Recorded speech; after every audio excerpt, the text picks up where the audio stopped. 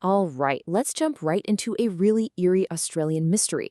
We're talking about these strange dancing lights that have been haunting the outback for like centuries. People who see them are left, well, both totally terrified and completely mesmerized.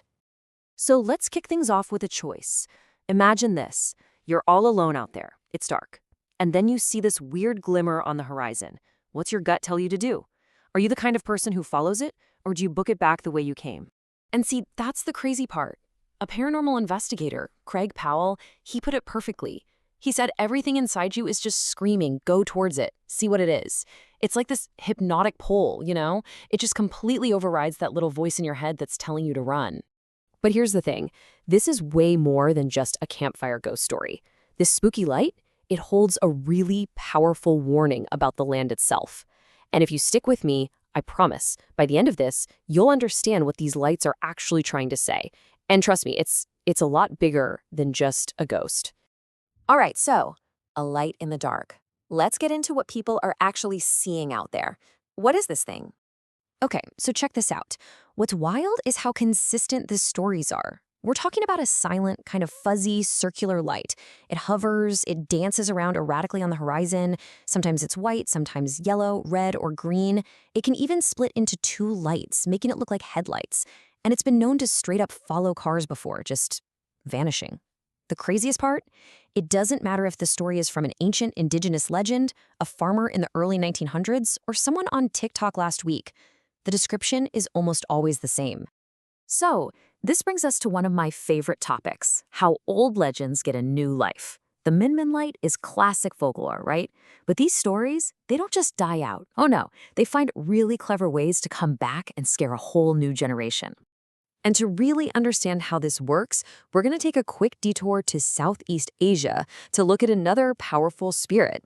This is a perfect example of how ancient horror doesn't just survive in the digital age, it thrives. Okay, get ready. This is the Krasu. And yeah, it is as terrifying as it looks.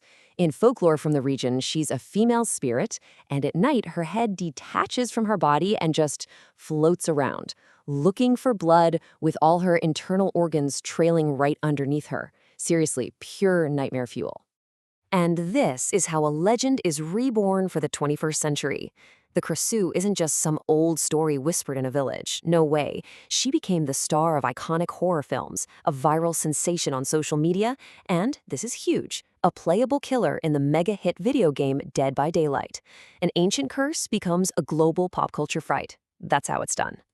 Okay, so let's bring that idea back to the Min Min lights. Because just like the Krasu, the story's power comes from this central mystery, this big debate over what it actually is. So what do you think? Before I lay out the two main theories, what's your gut feeling? Is the Min Min light a ghost, a weird mirage, or something else? Go ahead, make a call. Okay, so basically it boils down to two competing explanations.